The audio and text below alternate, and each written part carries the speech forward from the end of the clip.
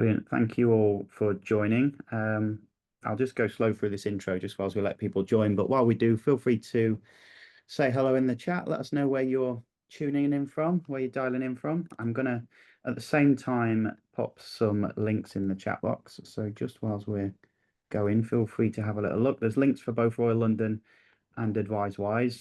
If you're not already following both companies on social media, on LinkedIn, and registered on the websites, feel free to go and have a little look both now and at the end of this session. But definitely have a look in the chat box there. I've done that so you can find the chat box. When we ask you questions, you should then know exactly where it is. But we'll get going. We'll start through the housekeeping if I can. So yeah, thanks you all for joining. Good morning, happy Tuesday. Q4 tomorrow. God, can you believe it? So this session is being recorded, so you'll get the replay afterwards. You'll be able to come back and watch this session on demand if you've missed anything. And similarly, you'll get and be able to generate your CPD certificates after the session as well. So no need to chase me for it and email me after the session. I often get a couple of emails. We do have an automated follow-up, and that should land in your inbox. If not by the end of the day, certainly by the end of tomorrow. So be sure to stay to the end. When it comes to questions, please pop them in the chat box. You might notice your chat box at the bottom of your screen has a little notification next to it. It's because I've just done a couple of little messages in there as well. We'll pick them up during the live Q&A. And if you'd like to ask something live, if you're not shy, just flag it in the chat box as well, and I'll bring you in so that me and Chris can assist. As always, feel free to keep your mics muted, but you can also keep your cameras on if you like. It makes it a little bit easier for me and Chris. Probably both sat at home in a quiet room, staring and talking to a camera and a screen. It just makes life a little bit easier when we see some smiley and familiar faces on our screens as well.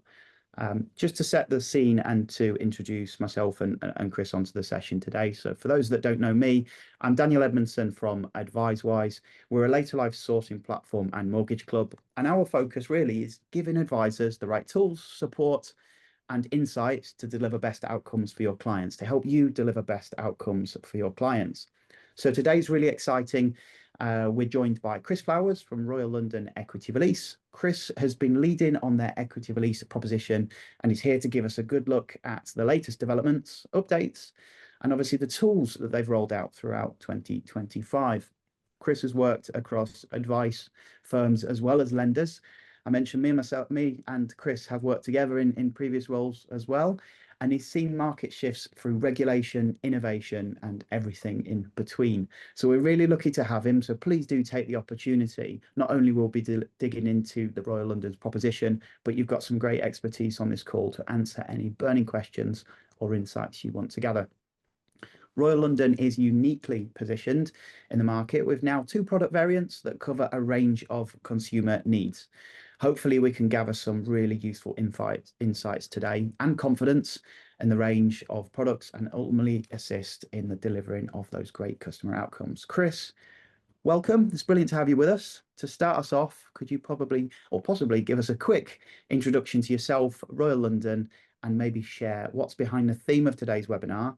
And the theme is Same Strong Foundations, Now More Flexible. Daniel, thank you. I don't think I've ever had such a nice introduction before. So yeah, welcome. Hi, it's good to see some friendly faces on the call today. So what's today all about? So I've been here just under 3 years now at Royal London Equity, so what was called responsible lending before. And when we launched into the market, what felt a lifetime ago, we launched with 1 funded product. We've now got 2 funded products, and I think so. We did an advisor survey just under a year ago, so back end of last year, really wanting to understand how our introduction into the market had gone.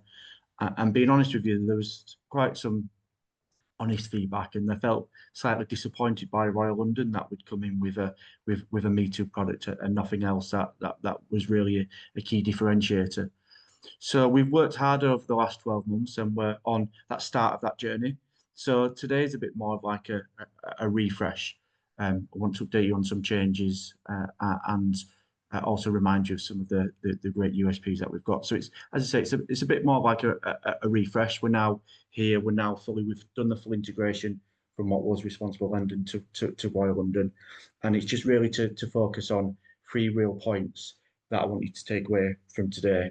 One, focusing on the changes that we've made to our principal plan, which is our Royal London funded product. The second is talking about our Premier product that we have and how that differentiates from maybe other plans that are very similar in the marketplace of that type.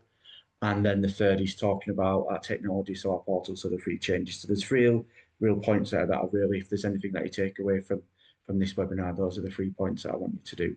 So that's where, you know, this webinar. I know we've got it in for an hour, but as I said to you, Daniel, I do like to talk, but I don't think it will be lasting the full hour. So it would just depend on how many questions that I've got. So you're happy for me to go into the slides now, Daniel? Yeah, please do. Let's roll through it. Appreciate that. So how were we responding to the market in 2025? As I said, when we launched, you know, I remember joining, it was literally just after the mini Liz Trust budget, and if a lender was to launch at any time, that was probably not the time to launch in the marketplace when there was a retraction by 60%. But, you know, and I just really want to focus on, really, before we go into this, why Royal London believe in this marketplace. So Royal London made a tactical purchase of responsible lending because they believe in housing wealth and how it will play such a key part in retirement lending moving forward. You know, as a pension and protection provider, we see the demographics, we see the changes, and if a client's property isn't their biggest asset now, it soon will be. And we're looking at, and Royal London made a purchase of this company, not for the here and now, but yes, it's great that they're here and now, but more for what's going to happen in the future. And probably the loudest I heard that noise was when I first met Royal London CEO Barry O'Dwyer, and he said, we're thinking decades here. So they're looking next 5, 10, 15 years in terms of this marketplace. Yes, we're stuck in the mud at the minute, so to speak, probably in a bit of quicksand, in terms of the fact that interest rates, people say they're high, but for, you know, Daniel said, been in this market a while, they're only what they were probably 10, 15 years ago, but a lot more choice. But, you know, rates are artificially high at the moment compared to what some advisors and customers have seen. So that's helping. That's not really helping the growth. That's a lot of things like the rebroking market, which is a third of the market when it was 6 billion. That's not here now. But, you know, the drivers for customers needing to access their property because their pension isn't going to give them enough in retirement. We firmly believe that is going to be. We firmly believe that Royal London's move into this marketplace is another household name to be able to give that surety. I'll go on to talk about that later. How, you know, we've been here for over 100 years, and giving customers that strength and knowing that we're going to be here throughout that lifetime of that plan, because it could be 30, 40, 50 years. So how we're responding to the market. So our principal product, the first thing to note here is this is our product that we launched, if any isn't aware, roughly about 18 months ago now. So the key points there is, so this isn't third-party funded like our initial launch into the market. This is funded by Royal London ourselves. So when we launched 18 months ago, we launched with a very vanilla lump sum product. And then over time, we've been seeing, especially at the minute, two things that we really think we've had to step up for. First is offering that drawdown facility. You know, we look at the market, approximately 55% of customers all want a drawdown. So automatically there was 55% of that market that we couldn't play in. And more important, you know, why we brought it out now. As I've said, interest rates for a lot of customers' advisors feel really high at the moment. So we've really seen even an increased trend for customers wanting to take a drawdown in the hope that they'll take the initial monies that they need now, and then when they come back in the future to get further draws of money, hopefully the prevailing rates for lenders will have reduced so they can lock in at low rates. So we thought that was vital that we offered a drawdown. Now our drawdown works. A drawdown is a drawdown. It works, you know, as all the others do in the marketplace. The only slight nuance of this, and it is factored in when you use the AdviceWise system, so you don't need to really remember this, but it's just for your knowledge, is that the amount that you can hold in the reserve facility is a maximum of 3 times your initial release up to the maximum LTV. So, for example, if an LTV allows, if you take 50,000 initially, the maximum that you could have in the drawdown is 150, so a total pot of 200,000. But as I say, it's all done for you within the AdviceWise sourcing system, so you can see that. So that's the first introduction, and we did, just to point out, we did this 4 or 5 weeks ago, and we've seen some some really good support from from yourselves and from AdviceWise on this. And the second one is around the early repayment charges. And again, why is it so important now to do? We've seen a move in the last couple of years for lenders to reduce. Well, first change, if I go back to when I first started out in the industry, I don't think defined ERCs were a thing. It was all guilt based, but now we've seen most lenders transition to ERCs, or easier for customers to understand.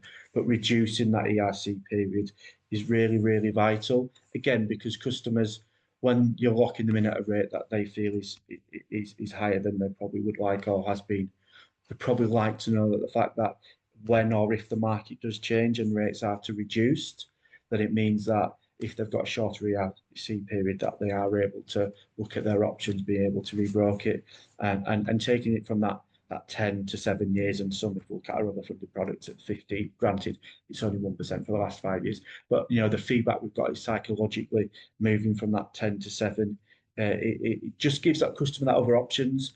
And we've seen some really, really good feedback from that. So these are the two things that we've really pinpointed initially in terms of our proposition, that we've had to step up, and not to get too technical. How we've been able to price this product means that actually we've been more competitive. Now it's a drawdown, because the type of market that we're able to price it means that typically it's a drawdown customer that would now benefit. So hopefully you'll have seen the plan come up on AdviceWise sourcing a lot more favourably in the last 4 to 5 weeks, and long may that continue. So that's a really, really exciting change we've made to our principal plan. So what does it mean for you and your customers? As I've said, there's more flexibility, there's more benefit. Ultimately, it means that 55% more customers that you see, hopefully, we will appear on sourcing and become a viable option. We'll continue to support you.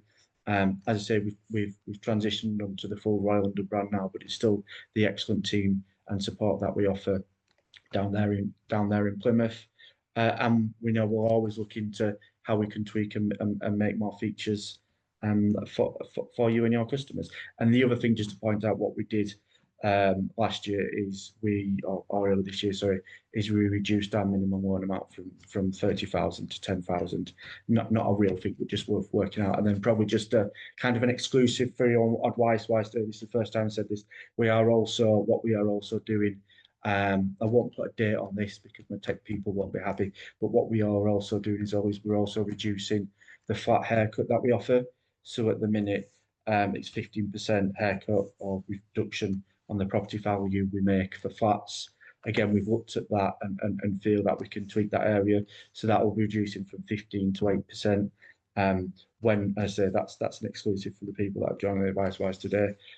And you'll continue to see us tweak around the edges in terms of criteria over the next 6, 12, 18 months. There's a slide later on in the presentation when we talk about what we've done to the team to help support more people. But we are committed. Royal London came into this as a funder. It's difficult when you first come in. They came out with a product, and we're now looking to tweak that and make it, so we can help more customers is ultimately the aim. And since I want to talk about our other funded products, and a few changes that were made to this, our Rothsay funded product on our standard and our Premier product. So again, this has been the bedrock of our plans for the last 2.5 3 years. So both on the standard and Premier, we've made some changes to our flying freeholds, a bit on construction criteria, and particularly around ground rent and service charges. So what I would say is, if you do have a case where it does have ground rent on service charges, it can be particularly tricky. So I would always say refer it before you submitted the case. And then earlier this year as well, on our Premier product, which I've got a dedicated slide on next, we did remove the maximum loan amount of £2,000. I would say anything over, £2 million, not 2,000, anything over £2 million, please do just refer to us beforehand, because it very much is a case-by-case basis on that. So moving on to our exclusive rates on our Premier products. So what we've been able to do is on the Premier product offer exclusive, so more beneficial rates on this plan, maybe compared to some of our competition. What that means is that there's lower interest rates for your customers. And we've got a specialist concierge service, so any plans or any customers where this plan is eligible. So you've got to have a property above 2 million, And then for an initial release of 100,000 or more, we've got a specialist concierge service for these higher value loans where we'll do a lot of the upfront underwriting, looking at it first, and just hold it through the system. And what we've really managed to do, or this has been running just under a year, so it started back end of October last year, because the team have now spent the last year dealing with these cases. It's fair to say we're now experts with these. So a lot of the nuances with them, a lot of the things that maybe people trip up with these, we've helped over the last year and secured some really big cases for our customers. So I would say reach out, use this if you've got any case you just want to run through. There's a Premier inbox where we can help and support you with that. And as I say, got those beneficial interest rates. It's something we're really proud of being able to, that we're helping that area. And probably what we'll see, and it'd be interesting to get the view from the people on the ground who are speaking to customers. We saw it last year where it kind of went quiet a bit at the minute whilst we're waiting to see what the government amount is in a few weeks' time, and then once we see if there's any tax changes that happen, because the government are really good at pushing out so many different stories. I'm not sure anyone knows what's truly going to happen. But then I think for customers, probably the biggest thing that I've seen is just they will know that certainty.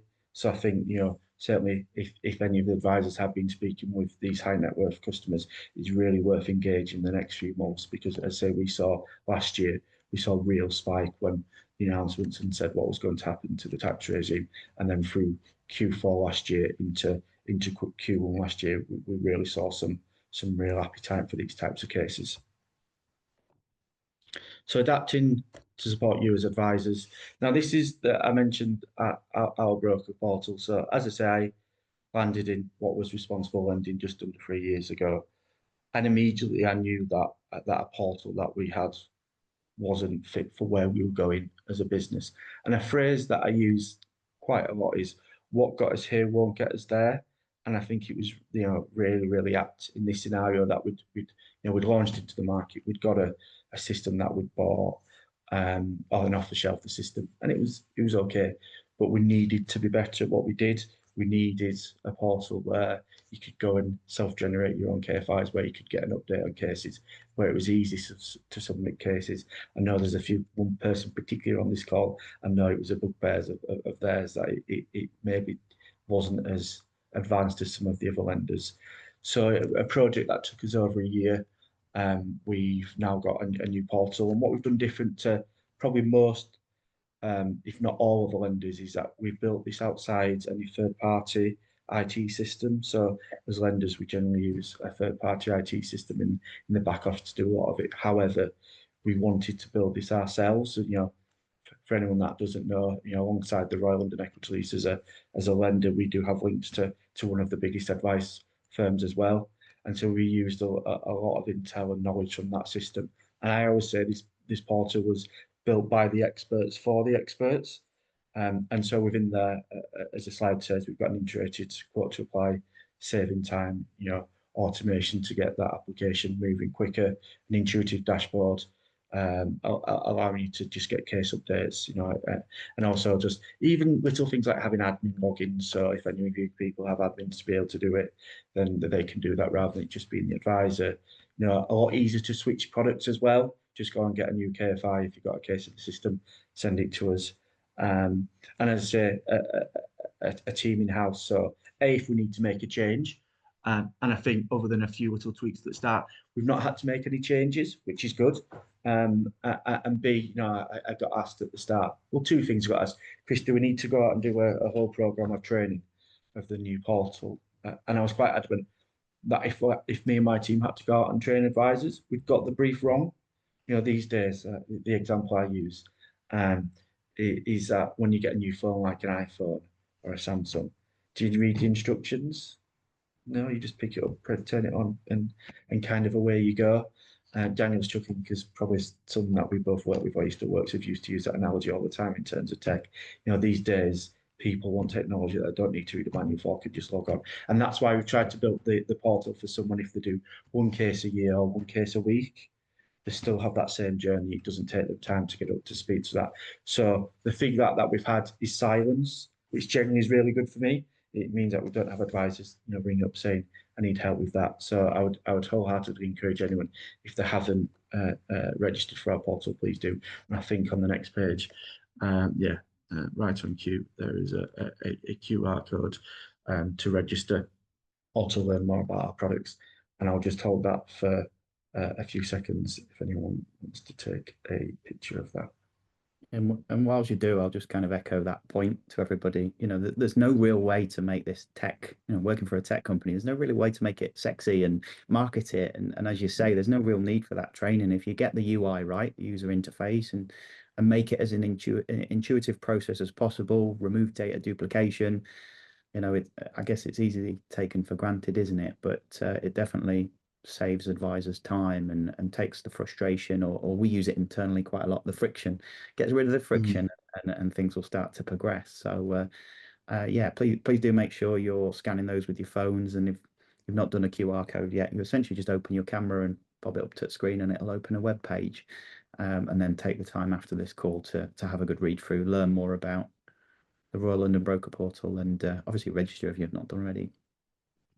You're talking about that friction. One of the things that we set out to do is become the easiest lender to do business with. We certainly weren't there a year ago. If anything, we were probably at the bottom of that list. But you've got to start somewhere. And I think we're on that journey. And for anyone that knows Royal London in other areas of business, the pensions and protections space, they deliver and they succeed. And I think that's the really exciting thing, is that we're on this journey, and they're really, really committed to this marketplace, as are both our funders as well, which is really exciting. Where we've seen, maybe some lenders or brands pull back from this area, it's a real commitment to really move forward with this space, because we just know the size of the market and the scale of what it will be. We just don't know when. And I think that's the bit, anyone, the optimist, shouts there. And I know the Equities Council are really good at saying how well the sector's doing. Let's be honest, we still are in the midst, and probably will be for the next few years. And that's not being pessimistic, but we're still gilt yields, if anything, I imagine probably still going to increase. And expectations are will increase for the next few years. But at some point, there's that tipping point, and this market will just become mainstream. Right, I think I've done that for most. So, and then the other thing, coming from where I worked before, where the offerings for advisors was one of the best in the market. Again, we're starting from a very low bar. So again, what we're now offering is advisors marketing material, educationals. And the one thing I really want to highlight for this is a good piece of work. We've done a guide to valuations in coordination with eServe. Now, the reason we've done that is, and I'm sure this is for all lenders, but we've certainly seen a lot of down valuations when the market isn't on a high, and that is problematic for everyone. If cases don't proceed, if we get down valuations, but as lenders, we don't like it, and as advisors, you probably hate it just as much. But we feel it's important that we help to try and educate, not so yourselves, but customers on the valuations. Because I think at one point we were seeing about 55% of all valuations were coming back at a different value to what the advisor and the customer put in. And we know what that causes. We know it's a motive for customers, but we also know if you have the conversation right at the start about what this process is, that it's a valuation for mortgage process, but it's more than that. It's also making sure that it offers suitable security, and this is why it's different to a normal mortgage. So we've done a guide that can help for customers and advisors really talk through how to navigate that, because that's the worst thing. You spend potentially years with a customer, them wanting to make the decision, sat with them, having a conversation, and if all it takes is a valuation that they don't like, and all that hard work of yours doesn't go anywhere. So it just helps setting that foundation. So I really, really just like to pull that out and say, if I would access our website just to get that, and there's lots of other really good stuff on there, and will help. Now we've got the full resource of the Royal London team. You'll see more and more of that moving forward. So why choose Royal London? So as I said, we've undergone a lot of changes. Keith Haggett, who was CEO of Responsible Lending, leaves at the end of October after 8 or 9 years in the chair. And we've got Alan Ritchie, as it says there, he's Customer Life Stage and Solutions Director at Royal London. So he brings a vast knowledge of financial services, a trained actuary, but a lot of time in the pensions and the protection space, and probably what him and Siobhan, who's my boss, who's we're going to Royal London, have got, for anyone that doesn't know, probably one of the biggest, if not the biggest, sales BDM teams in the whole life and pensions industry. Over 120 BDMs, either telephony or face to face. And that team moving forward, certainly moving in 2026, will be out there supporting advisors, talking about equity release, really pushing it, hopefully, to the masses. But what they both, Alan and Siobhan, bring with them is a wealth of knowledge, and I've learned so much in the short time that I've been with them. But more than anything, they maybe don't have the battle scars that maybe some of us on this call have. They're coming in with a real fresh approach and looking at other markets, particularly maybe around the annuities and the protection market, where again it's one of the key considerations is price. Really looking at that and going, right, what has worked in other areas? How can we support other advisors? So that's really exciting, and really looking at one of the strong pillars around Royal London is building that financial resilience. So looking at how we can make our customers, our policyholders, how we can make their life more enjoyable in later life. And we've got a brand new proposition team. Before we didn't actually have a proposition team. So we've got 3 people that have joined. Phase 1 is those small changes, small but big changes that we've made on our principal product. But we're already looking at some really exciting plans. I know we'll look at all these plans and maybe 2/3 of them will end up going anywhere, but a third of them will. So I'd say watch out for this space, because we've got some really exciting plans and we want to grow our market share in 2026 and beyond, and become one of the big players in this marketplace. Brendan, who I worked with previously, has got many years of experience working in the equities market, bringing products. So I know it'll be a massive success. And so I've touched on what I mentioned a few times. So the integration within Royal London.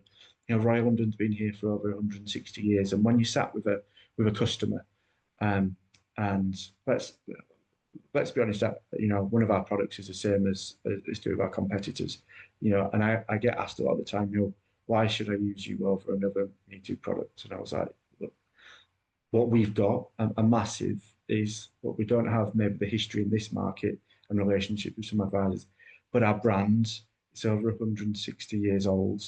So when you're speaking to a customer and they're taking out a lifetime mortgage, and it could run from the age of 55 to 90, 95, that's 40 years. You want to know that that lender is going to be here, because there's going to be life events through that time, taking more money, making repayments, porting the property, whatever it may be, knowing that the company that you recommended has been here for 160 years and is doing everything it can to make sure it will be here for another 160 years, does offer that, support to customers making that decisions. As I mentioned, there are deeper resources. We've got a huge team that we're going to start pushing out in the next year, and we've got massive ambitions. Another thing I would say is, anyone who isn't registered and might not have noticed this, we do actually have an advisor panel, where if you join and sign up to that, when we're looking at product ideas, propositional ideas across all our product lines, but specifically also on the equity release here, you can be part of that and can survey, and you can play a part in help structuring what we offer moving forward. So for anyone, just go on our website and reach out to me, and we can add you onto that advisor panel. And I think you kind of get credits that you're able to build up rewards for being involved in that, and your feedback would be really welcome. And I'd say what's new is Royal London, but what we're not changing is we've still got that specialist team down there. We're still that agile business, and we're still committed to make those longer term relationships, with advisors. And here's my team. We're slightly thin on the ground, where I've got 2 off on maternity leave, and I go off on paternity leave next Thursday, fingers crossed. But we've still got support there. As I said, there's Lindsay and Janet that are still contactable. We've got the wider team that we're helping to do more, and Lisa and Income will be doing great as new mums, but we'll be back early next year. but we've got a lot of years and experience. So please do reach out if you've got any questions or queries, and we're here to help and support. And that's the end of it. Daniel, I'll hand back over to Thank yourself. you. Thank you, Chris. I do have some questions, but before I dive into sort of further discussion and steering the conversation, a call to everyone on the call. If you want to pop any questions, again, I've put a little prompt in the chat box. It really does make for a valuable session full of engagement if we can answer your questions. I do have some questions that were sent to us last Friday. You'll have all received an email from yours truly, and you'll have likely all received some sort of call or communication from one of our TBDMs just reminding you of this session ahead of time. But there's quite a bit to unpack there. Obviously, you've covered detail around products. Obviously, you've covered detail around the tech and the developments. Obviously, the benefits of working with your super experienced team as well. But if I could pose a question to you, Chris, you mentioned about the improvements to the products, the flat haircut, and the more exclusives when it comes to the pricing on that premier product. Are there any future expectations? I know you gave us that little nice exclusive in cut from just to advise the people on this call, but do you see, and we're not going to hold you to this, but do you see any further developments? We're seeing lots of lenders get creative in ways to bring those headline prices down with interest servicing style models. We see medically enhanced. We see lots of positive pricing, if for want of a better phrase. Is there anything on the horizon for you guys? Yeah, good question. And that's the biggest game in time, is getting interest rates down for the customer, because there's lots of things around the edges that help, but ultimately the main thing that the customer focuses on is, what is the interest rate, or more importantly, what is the debt at the end of the term of the plan. But I know it sounds very cliche, but we're looking at everything. So yes, as you mentioned, Royal London, we're a big player in the protection space. So obviously we've got lots of medical information we can look at. We are looking at we're looking at everything, and I think that's the thing. We've got all these ideas, and it's what is going to make the biggest difference, but also what's going to help grow that marketplace. And where the amounts of ideas we get from advisors is really great. And we've had a lot of advisors come and ask us, would you look at a buy-to-let product? And again, that's something else that we're looking at to kind of grow the marketplace. So I think for the first 18 months, it was getting us into that space in the market, and now it's going right. Royal London's name on it now. How do we truly make a difference? How do we make sure? And there's lots of things like as a mutual, and what I won't mind sharing is, I know where I mentioned Alan Ritchie's coming. The thing that Alan, and we still not found an answer to this, so I'm not saying we're launching this, but what he feels passionate about is how can we try and offer something where interest rates fall, where customers benefit from that. And that's really what we'd love to do, is have a type of plan where we know they're particularly high at the minute. Is there any reward for customers if they stayed with us when interest rates dropped? So as I said, there's nothing hot off the shelf that I'm saying, right, we've got this coming soon, but it's definitely looking at. It's all about the customer here at Royal London as a mutual. It's going, right, are we offering value for our customers? And I know all lenders will say, it's all about the customer, but here it truly is as a mutual, because without our customers, we don't exist. So yeah, I would say we're focusing on how we can look to support and incentivize customers now, but also in the future. Yeah, brilliant. And I think that brand's a big point, just to labour that a little bit more, having such length of service, credible tenure, recommendations go far beyond the product, cheapest rate and least cost to the estate. There's a thought that needs to go to the customers. How are they actually going to be serviced and looked after? And having such a big brand with such extensive teams, you'll know firsthand from your various different experiences and roles over the years, it does change quite dramatically. So yeah, having the confidence that your customer is going to be looked after when it comes to capacity and service. How easy is it to access that drawdown? How easy is it to ask questions or port or whatever it might be? We often overlook that with those recommendations. So I'd encourage all the advisors on the call to, ask those questions in your BDM meetings with Royal London, with the team, with Chris, to better understand what nuts and bolts, what's actually happening behind the scenes. Just to kind of ask you a question on the tech then, so that the new portal, obviously great to have a nice flow of data, removing duplication and as we mentioned earlier, remove the resistance for advisors.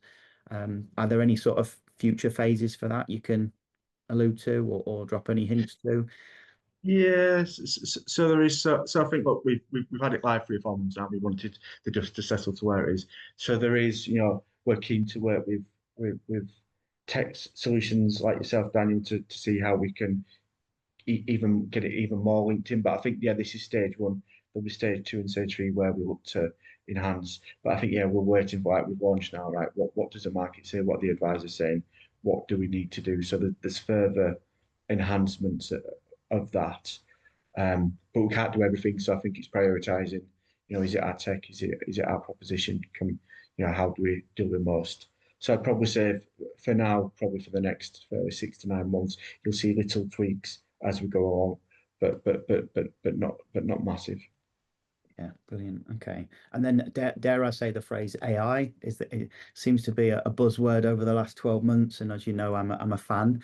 Some of the people on the call, I've just seen Vanessa's name chirp up. So you'll probably be laughing in your seat right now, but you'll know I'm a fan of AI and I try and use it as much as possible. We used it the other week, is why I mentioned your name, Vanessa. But is there anything happening within that, Yeah. within So self-drive? AI. So Royal London are huge advocates of AI. So everyone within the business gets a license for Copilot. So we had a sales conference in June early this year that unfortunately I wasn't able to attend. But feedback from the team was great. And we actually had someone from Microsoft who actually attended and talked us through how to use AI. That they're massively, massively, massively um, again, I use another quote from Barry O'Dwyer. At a conference that we were back nearly a year ago, he said, "There's firms that adopt AI, and then there's firms that won't exist in the future." And so, to what level you use AI, but as I say, we're encouraged. We had a like an all hands yesterday in the sales area. There was and we literally had a demo how AI can make your life easy, even if it's just such things as organizing your email, sorting your calendar. In terms of where it goes in the equity space, it was really interesting. I was chatting to um, a mortgage network last week, and they were getting really excited about the later life because they were like, 5 years time, if you do a mortgage, it'll be all AI. It'll be all automated. There will be no advisors who won't be able to do anything. But he said, but the specialist areas of finance and mortgage, that's the bits where advisors are still needed. Don't get me wrong, we can use AI, but this is the area of the market which is going to see the best results for advisors because AI can only take it so far. And I think that, and I was like, oh yeah, I never really thought of it like that. Well, probably I never had time or wanted to think about it. But yeah, and that's a bit. It's like, however much the industry goes, and people should see it as a help, not a hindrance. And there's some people that go, I won't do it. And am I where I need to be? No, but have I got people around me that know how to do it? That's exactly it. And it's, yeah, I think that will move it forward. But probably I'd put the question back to you, Daniel, in terms of the tech business. It's a lot more, what are you guys doing to help to make the technology to make it easier for the advisors to do it? But yeah, I think moving forward, it's that knowledge, sitting with those customers, with that target demographic, are probably always going to need a steady hand, someone sorting through the options because it's quite complicated.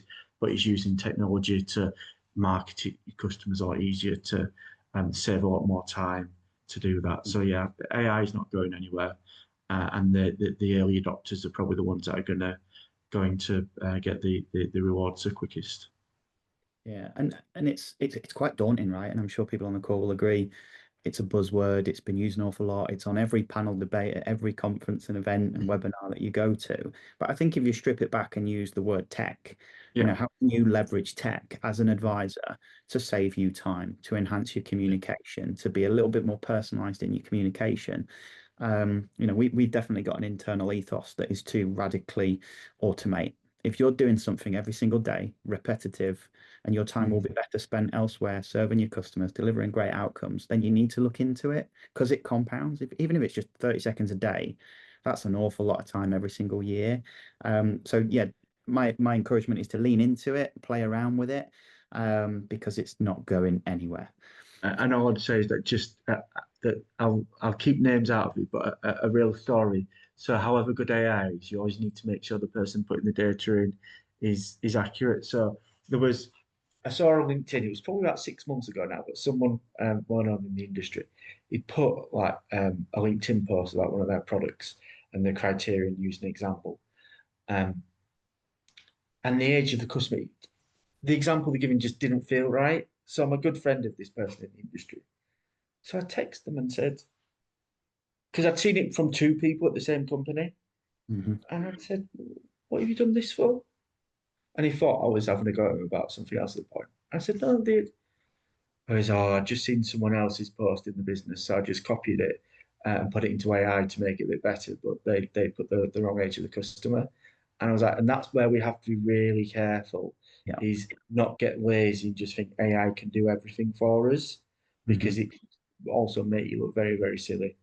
Yeah. So yeah, I do feel yeah, like it's full circle. You can definitely see it on LinkedIn, and you're all on LinkedIn. AI is, I think it's the only place that does those long hyphens. They're called M dashes because I've looked into it. Of course I have. And you can always tell. But so, yeah, the encouragement is to not let that switch you off. It's just be a little bit mindful that that output is never going to be 100% there.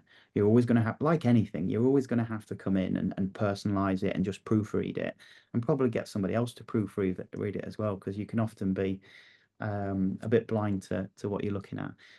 But no, it's there for good. It's there to design, and it's designed to improve your processes and systems. We leverage it internally in lots of different ways, but again, I'd encourage you to view it as tech as opposed to AI. The way that we price our products, we're quite unique in the later life space, and there is irony in we're leading the way in terms of how we do personalized pricing and granular pricing models in later life. You don't get that in the static lender world. In the traditional mortgage world, it is still very much a grid, like the good old days. I guess we can look back to them and refer back to them. I speak to mortgage sourcing tools, and they still get on a rate change. Tens of grids from all the different lenders. When the base rate goes down, it's panic stations, and they're all manually inputting stuff. And they might be running a script now and again, but we don't get that in our world. If Royal London change their rates, it happens immediately, and it happens across all the sourcing tools. So there's no delay anymore, which can only be a positive. It means you're not getting frustrated as users, you're not getting out of date rates. And the rates you're seeing on sourcing tools are what you'd get if you went directly. So just moving through, and I did notice a question come in from Vanessa. I haven't forgotten. Vanessa just asked, when it comes to making payments, how easy is it? Can you just describe the process? yeah, absolutely. So roughly about a third of our customers make some payment in some way, shape, or form. And most of those they can phone up, they can get our bank details, they can send a payment, they can set up a standing order. So we make it really, really straightforward. And as I say, we get hundreds of payments generally on the start of the month. So it's really, really straightforward for a customer just to phone up and make a payment, and we can talk them through that process. And we've got a dedicated servicing team um, that can help talk them through that. But if you've got any further questions on that, Vanessa, please just feel free to reach out to myself on that. Yeah, and it's nice to see a third of customers actively making payments. It wasn't a few years ago when it was very few, if any, and it wasn't encouraged. Um, Yeah, no, it wasn't. I think a lot of lenders used to say we offer it, but tried to make it as difficult as possible. And the advent of consumer duty has certainly stopped all things like that. And we generally want customers. We actually have metrics in our. We have a customer committee, and we have metrics focusing on how many customers make payments, and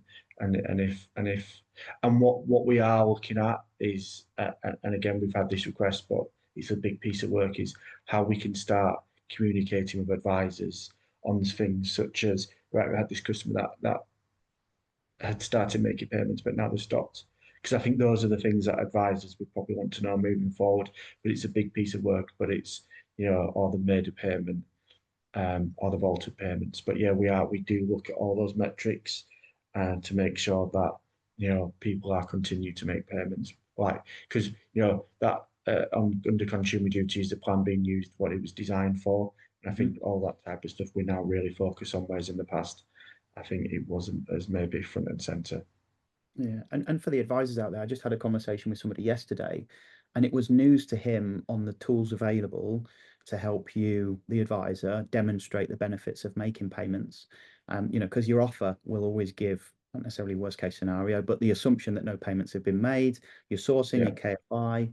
And I talked him through our cost calculator because he had a scenario where the customer, they'd got the offer, ironically, and it was a high net worth customer, and they were like, well, we'll just take it out of the pension, and he was obviously a level qualified to deal with pension and IHT, which is a new realm to me certainly. But the cost calculator was invaluable to him to build a scenario, a case study. This is what it looks like without payments. This is what it looks like with payments, comparing the two different opportunities. So yeah, it's nice to see people are astute to that. And Daniel, just on payments, Alan and Brendan would really like me to probably mention this if they were on the call. So recently we've undergone a huge amount of work to review how we allocate payments. Mhm. Now, you might think that's a really straightforward, but where a customer's got various tranches of drawdown at various rates of interest, what is best for that customer? And we've actually looked at what happens across all lenders. And it's slightly different for most lenders. I was surprised with what some lenders do. Some just work at the first and work back. Others look at the go on the highest rate of interest. One lender just goes, right, well, unless the customer tells us, we send the money back. So we've been looking at a calculator that we think puts us right at the top of making sure that the customer is in the best position possible. So I'd say is that we take it really seriously, not just taking payments. That's one thing, but also making sure that that payment is allocated to the way which will decrease the debt the most effectively. And as I say, I just thought it was the highest rate of interest and work backwards. But I'm told it's not always as straightforward as that. There's other calculations involved, and ultimately it's a customer's decision. But we'll always, I think just to say, well, we'll let the customer decide and have no part in that. Um, isn't always great, where we want to help support customers. So I say a massive piece of work that is undergone to make sure that moving forward all our customers are in the best position to make the best decision when allocating those payments. And I think we want to try and make sure that there's a standard throughout the industry, and we want to be right at the front of that. Yeah, and that again, that's a perfect example where we need to view beyond completion. What happens? Yeah, How easy is it? So a simple scenario, I took my lump sum, luckily 3 years ago when rates started with a two. I took a mm, drawdown 2 years ago when maybe rates were a four, and I just took another drawdown at the start of this year when maybe the rates are six. If you yeah, go to make all of a sudden I want to make £100 a month payment, within the 10% realm or whatever it might be that's penalty free, you're right. It's kind of an afterthought, or it has always been an afterthought, and we need to understand every lender's intricacies and perhaps use that as an opportunity to educate the customer. Whether we like it or not, customer education is behind advice in this sector. yeah. Um, we're not. It's undoubtful that we're going to see TV advertising anytime soon, and it's difficult to create these assets that go out to consumers because everything's scrutinized to the nth degree. So Daniel, let's be honest. No one sits there and someone your age and goes, "I want to do equity release when I'm in my 60s."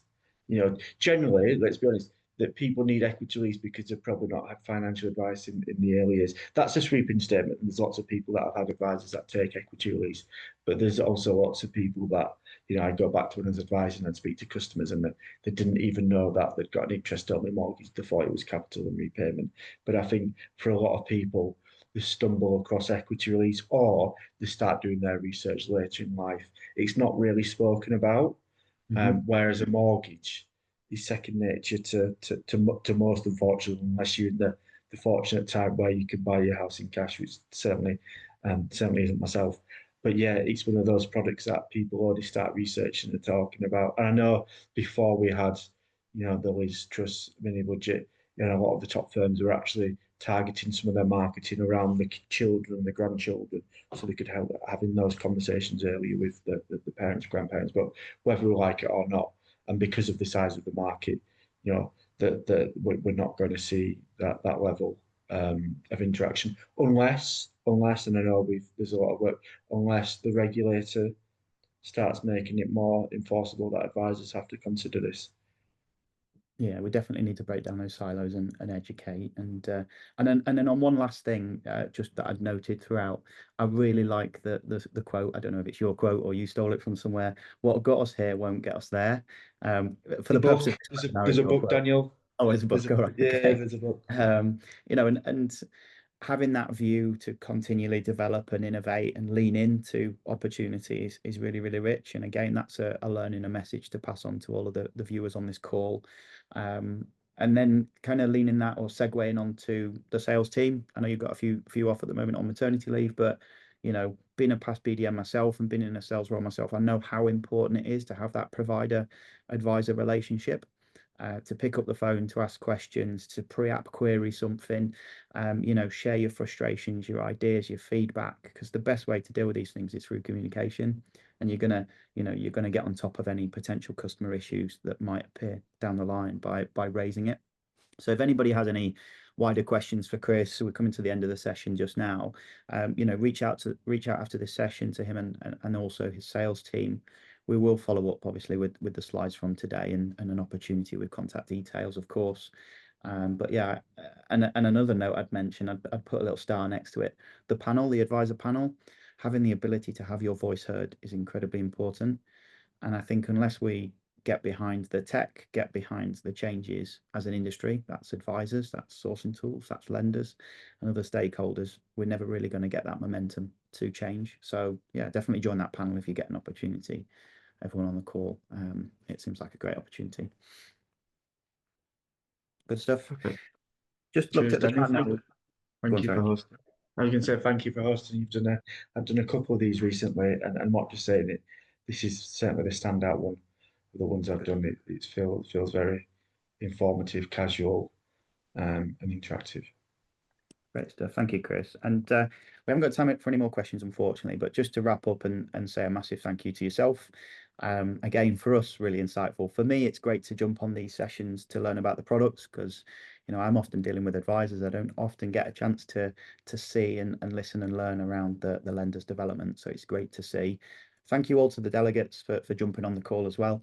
To take the time to capture that CPD, to stay specialist in the market is really, really important as well. For everyone watching, you'll receive the recording in the follow-up, as I mentioned at the start, normally by the end of today, if not tomorrow. So no need to chase me. You'll get the recording link. You'll also get a link to download your CPD certificate. So if you want to watch it back, share it with colleagues. It'll be available on demand very, very soon. We often get probably triple, quadruple the views on the demand within a week. So yeah, we won't be short on questions, I'm sure. So keep an eye on that follow-up. If you're not yet using AdviseWise to source and compare products, please do reach out to me and the team. I'll put the details in the chat box already. If you want a refresher, a demonstration, something one-to-one to get up to speed, if you've been registered for a while and want to have a look through, you're welcome to as well. And then similarly with Royal London, if you're not registered, why? There's 10 lenders in this market and you should be registered with them all, receiving their mailings, in touch with the BDMs. But as a lasting note from me, just to thank you all, and yeah, you're free to go. Perfect. Cheers, Daniel. Have a good day, everyone. Cheers, guys.